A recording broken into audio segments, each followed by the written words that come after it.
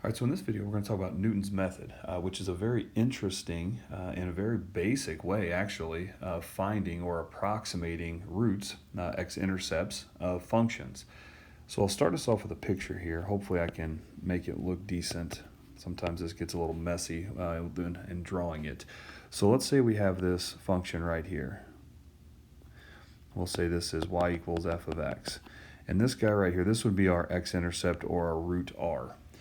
So what we'll do is we'll actually start by picking a value. We'll call it x naught. And this guy right here would come all the way up and map to this point on our graph. At that point, we would have a tangent line. So our tangent line might look something like this.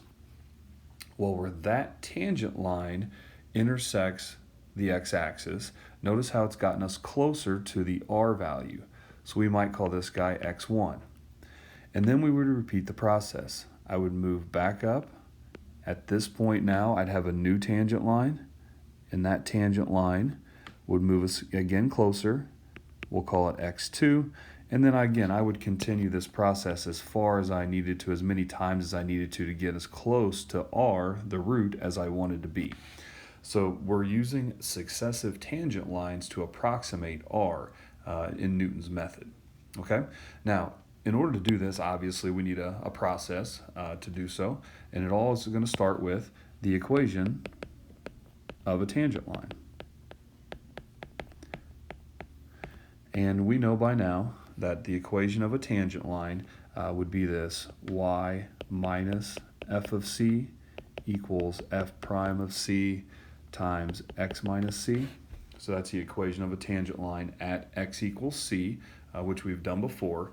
But for us, we want not c, but we want x sub n. We want the x value, and we want the nth x value, allowing us to then find the next one. So all I'm going to do is rewrite it as y minus f of x sub n equals f prime of x sub n, x minus x sub n. Okay, so I just have changed the notation specific to our x sub n value. All right, now, remember, we're trying to find the x-intercept, or the root. And so to do so, we're going to let y equal 0 and solve for x. Anytime you're finding an x-intercept, you let y equal 0, you solve for x. Absolutely no different here. So we have 0 minus f of x sub n equals f prime x sub n times x minus x sub n. So then, if I want to solve for this guy, I would divide this off. I would then add the x sub n to the other side. So when I do this now, I get x sub n minus f of x sub n over f prime of x sub n. And this would be equal to my x from above. Now, this type of successive approach is similar to a recursion formula back in college algebra. That formula would give us the next term. So if our current term is n, the next term would be n plus 1. So there's our formula that we're going to use to come up with these values, and these n values, where n is going to be allowed to be 0, 1, 2, 3, and so on. Okay, so I'm going to go ahead and clear the screen. I'll get an example up here, and I'll show you how this works. You will want to have your calculator handy for a problem like this. Anytime we do these approximations, it's a big number crunching exercise. So let me go ahead and clear the screen. I'll put the formula back up with the problem. All right, so the example we're going to look at here is we're going to approximate the root on the interval 1 to 2 of this guy here. And this is the formula from before. And the only difference between this type of problem that I've given you here and the ones in the text, the book will tell you where to start searching, but in reality, if you're not sure where to start, you just have to pick a place. And so the first thing I'm going to do is just pick a starting spot. And so given the interval 1 to 2, it makes sense that a good starting point, x sub 0, would be halfway between 1 and 2. If we're not sure where this root is, just pick halfway, or pick something that you think is close, and then from there you can continue to get closer. So in this case, using our formula, we would have x sub n plus 1 equals our x sub n minus the x squared sub n minus 2 over 2x sub n. Now, if you're wondering where I got that, I'm just filling this stuff in. The function evaluated at x sub n, so the function evaluated at x sub m, and then the derivative, which would be 2x, evaluated at x sub n. So all I've done is I've manipulated this into our specific problem right here. Okay, so we know that our x sub 0 is going to be equal to 3 halves. So if I start at n equals 0, then I would have x sub 1 equals x sub 0 minus x sub 0 squared minus 2 over 2 times x sub 0. Okay, so again, all I did is I let my n equal 0 in all of these places. And now my x sub 0 here, here, and here is going to be my 3 halves. So when I plug this in now, I'll get my 3 halves minus 3 halves squared minus 2 over 2 times 3 halves.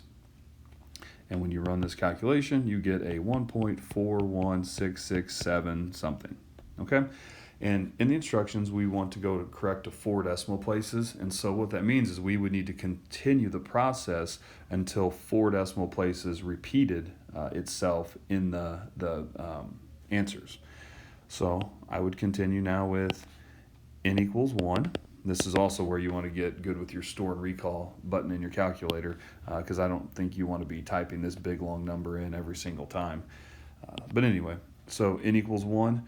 So if n equals 1, now all of a sudden we're going to have x sub 2 equals x sub 1 minus x sub 1 squared minus 2 over 2 times x sub 1.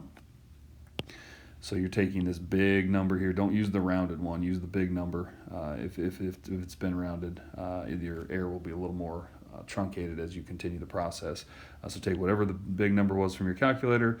When you plug that in to all of this stuff here, that's going to be a 1.41422 and whatever else beyond it. So you can see at this point now, I've got a 4 and a 1 that have repeated themselves. So now I've got 2 decimal places of accuracy. If I do one more iteration, n equals 2, that's going to give us x sub 3 equals x sub 2 minus x sub 2 squared minus 2 over 2 x sub 2.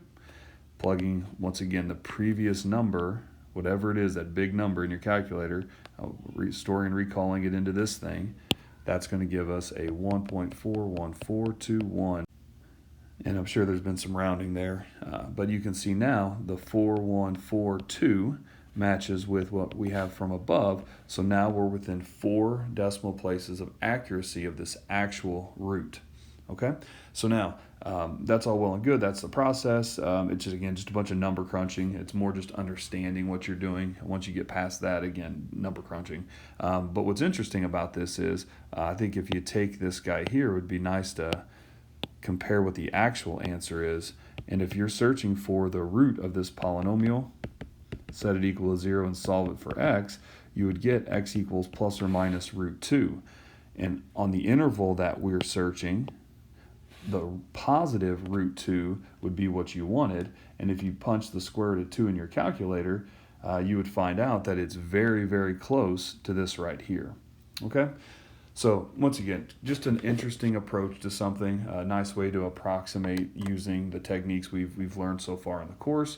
But beyond that, once you have it under, a good feeling and grasp of what you're doing, again, it's just a bunch of plugging numbers into a formula.